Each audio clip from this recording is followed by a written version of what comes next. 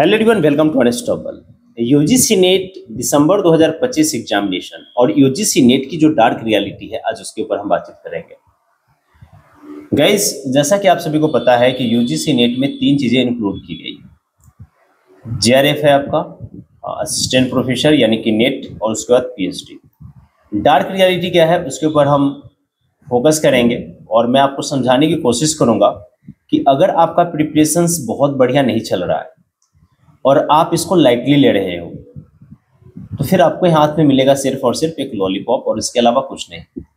तैयारी के नाम पे आप कह सकते हो कि आपके प्रिपरेशन चल रहे हैं, लेकिन रियलिटी आपको बहुत अच्छे से पता होगा कि क्या होने वाला है। इसके अलावा जो फॉर्म फिलिंग है, तो अराउंड आपका जून में जो फॉर्म फिलिंग जितने बच्चे का हुआ था उसके आसपास ही रहेगा, उससे कम होने को नहीं है, ठीक है ना। उससे ज़्यादा ही जाएगा लेकिन उससे कम नहीं होना है, बिकॉज प्रत्येक साल पोस्ट ग्रेजुएशन कंप्लीट करने वालों बच्चों की जो संख्या है वो बढ़ती जा रही है। इसके अलावा बहुत सारे ऐसे कैंडिडेट्स भी हैं जिनका नेट पिछले साल क्रैक हुआ था, और वही नेट वाले आपको पता है कि 50,000 प्लस बच्चों का नेट क्रैक हुआ था। उसमें से बहुत सारे ऐसे बच्चे हैं जो एलिजिबल है जेआरएफ के लिए, तो वो भी आपके साथ एग्जामिनेशन हॉल में बैठेंगे।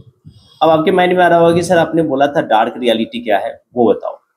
तो देखो गाइस, डार्क रियलिटी ये है कि अगर आपने प्रिपरेशंस करा है और आपका डिजायरेबल गोल जीआरएफ है, ये आपने सेट किया कि जीआरएफ का हमारा होना चाहिए, तो अराउंड आपको 220-30 प्लस मार्क्स आपको करने पड़ेंगे। अगर इससे कम मार्क्स करोगे, इवन यहाँ तक कि 180-190 के आसपास भी करोगे, तो आपका नेट होकर के सिर्फ रहेगा, जीआरएफ में नहीं जा पाओगे। मैं ऐसा क्यों बोल रहा हूँ, क्योंकि इसी तरीके से चीजें पैटर्न आपको देखने को मिलेगा, ट्रेंड आपको देखने को मिल रहा होगा।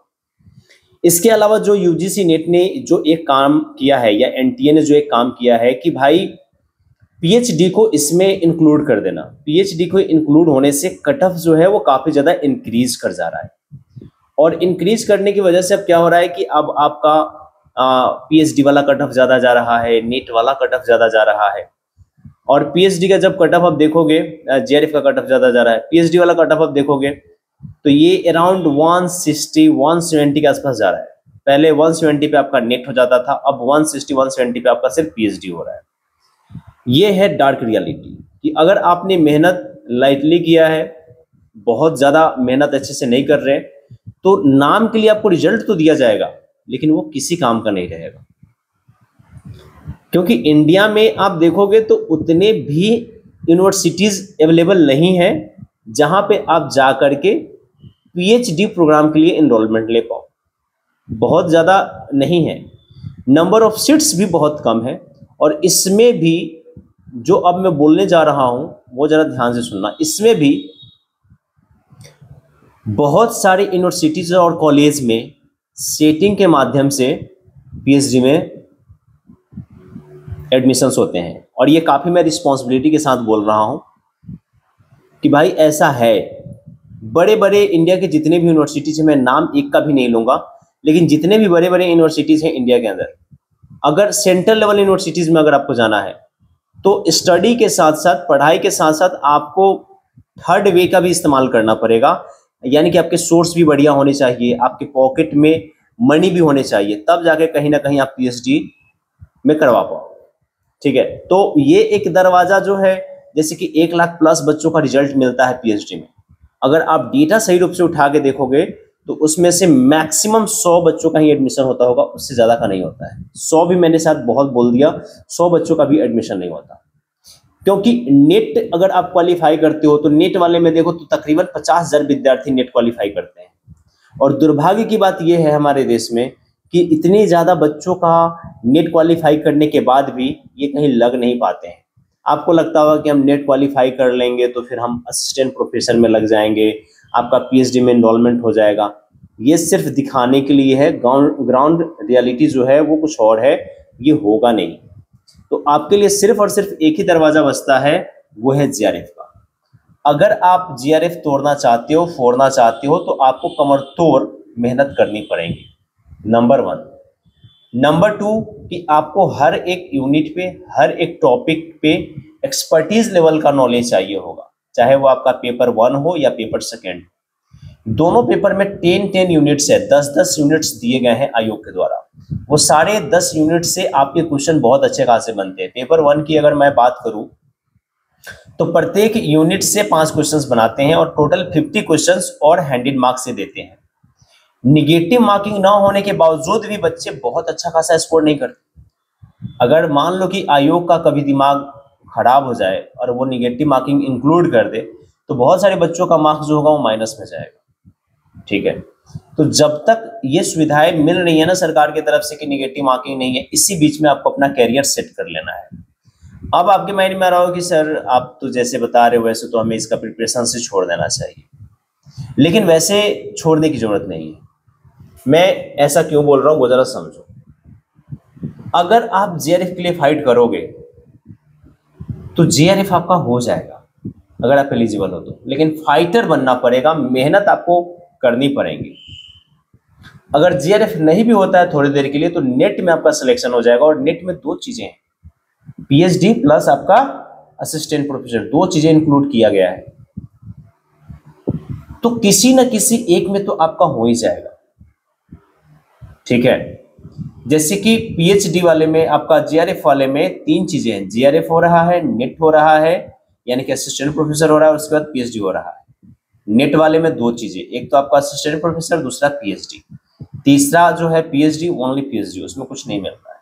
लॉलीपॉप है, लो चूसो और जाओ, और कुछ नहीं। कहने का सेंस बस इतना सा है कि प्रिपरेशंस आपको बहुत अच्छे से करने पड़ेंगे, तभी जाकर के ये सारी चीजें हो सकती है। अब आपके माइंड में आ रहा हो कि जब इतना ज्यादा ज्ञान दे रहे हो तो ये बताओ कि आप क्यों नहीं करवा रहे। ठीक है, तो इन समान चीजों को ध्यान में रखते हुए अनस्टॉपेबल के 2 चीजें चल रही हैं। पेपर 1 पे हमारे प्रीमियम बैचेस चल रहे हैं। अगर आपका पॉकेट अलाउ करता है, आपको अपना कैरियर प्यारा है, अभी पैसे प्यारे नहीं हैं, कैरियर अगर आपका प्यारा है और आपको लगता है कि 1 से 1.5 महीना पढ़ने के बाद आप अपना डिजायरेबल गोल पा सकते हो, 2-4-5 हज़ार खर्च करने के बाद आप अपना डिजायरेबल गोल पा सकते हो, तो मुझे नहीं लगता है कि ये बिग डील है, आपको कर लेना चाहिए। और मैं अनस्टॉपेबल ही क्यों कह रहा हूं, क्योंकि इसमें हमारी एक्सपर्टीज है पेपर 1 में। पहली बात ये। अब बहुत लोगों को सुनने में आ रहा है कि ये अपना पेपर बेचना चाह रहा है इसलिए, नहीं, ये बात नहीं है। आपका कैरियर, आपका ड्रीम, आपका चॉइस। अगर आपको लगता है कि ज्वाइन अनस्टॉपेबल के साथ करना चाहिए तो अनस्टॉपेबल के साथ करो।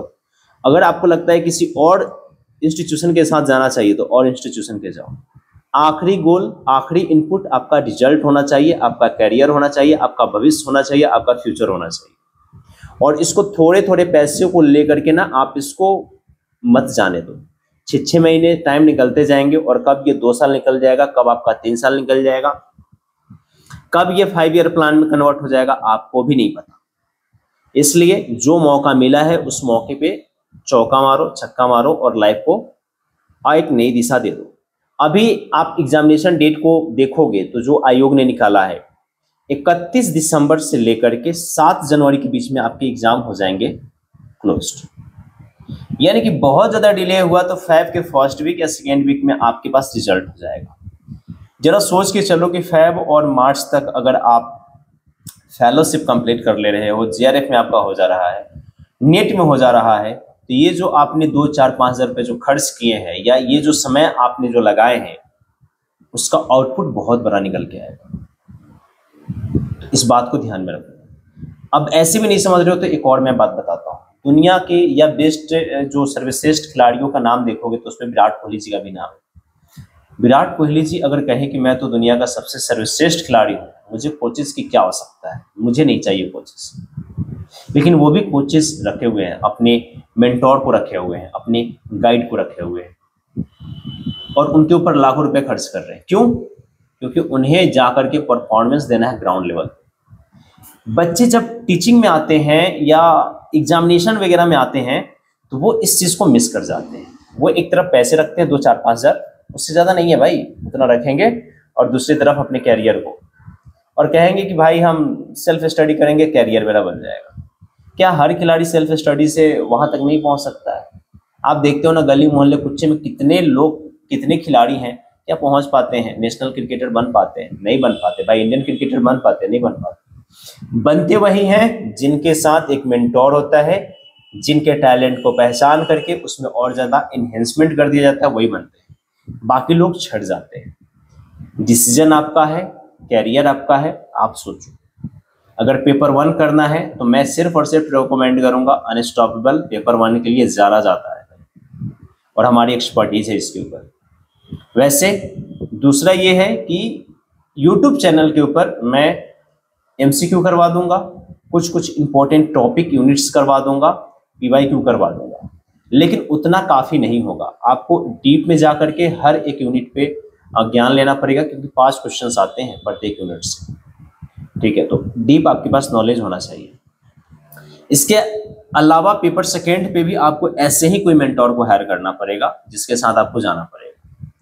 तो ये 2 चीज़ें हो गई। अगर आपका ड्रीम है JRF तो, अगर आपका ड्रीम है नेट क्रैक करना तो, अगर आपका ड्रीम कि बस एग्जाम देना है तो फिर तो आप ऐसे भी दे रहे थे, ऐसे भी देते रहो, कोई बात नहीं। मेरी बातें कड़वी लग सकती है, लेकिन ये कटु सत्य है और यही सत्यता है।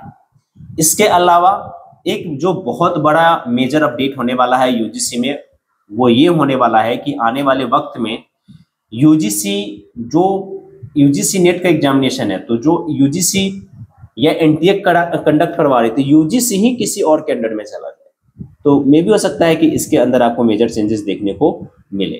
तो जब तक मेजर चेंजेस नहीं आ रहे हैं तब तक ये आप कर लो, क्योंकि ऐसे मौके बार बार नहीं मिलते और आपके पास टाइम भी है अभी अच्छा खासा, अराउंड 60 दिन के आसपास टाइम है। अगर ये 60 दिन जीवन के अगर 60 दिन आपने सही जगह पे इन्वेस्टमेंट कर दिए तो आपका लाइफ, आपका कैरियर डिसाइड हो जाएगा। कुछ लोगों को अब लग रहा होगा कि सर आपसे कैसे मैं बात करूं, डिस्क्रिप्शन में लिंक है इंस्टाग्राम का, वहां पे आओ, मैसेज करो। और जो अनस्टॉपेबल के क्लासेस वगैरह है वो गूगल मीट पे आते हैं, लाइव क्लासेस आते हैं, आप और मैं एक दूसरे के सामने बैठ के स्टडी करते हैं, इसलिए प्रोडक्टिव होता है। इसके अलावा आपके माइंड के अंदर जो भी इंटरनल चिट चैट चल रहा होता है उसको भी हम दूर करने की कोशिश करते हैं। तो बहुत सारी चीज़ें हैं और ये सारे प्रीमियम प्रोग्राम के पार्ट हैं। अगर आप बनना चाहते हो इसके पार्ट तो जस्ट ज्वाइन इट, ठीक है। और हाँ, कुछ लेक्चर्स वगैरह मैं डालूंगा आप लोगों के लिए, जो हाईली इल्ड लेक्चर्स होंगे, हाईली इंपॉर्टेंट होंगे, तो उसको भी आप देख सकते हो। लास्ट में बस कंक्लूड करने से पहले यही कहूँगा, डार्क रियलिटी ये है कि मात्र 5 से 6% बच्चे पास होते हैं, 94% बच्चे फेल कर जाते हैं। तो क्या आप उस भीड़ का हिस्सा बनना चाहते हो 94% वाले जो छट जाएंगे, या वो 6% में आना चाहते हो जो सिलेक्ट होंगे? अब चॉइस आपके पास है, डिसाइड आप करो, चॉइस भी आप ही लो, ठीक है। Your life your choice, your life your decision. Thank you so much everyone, जय हिंद।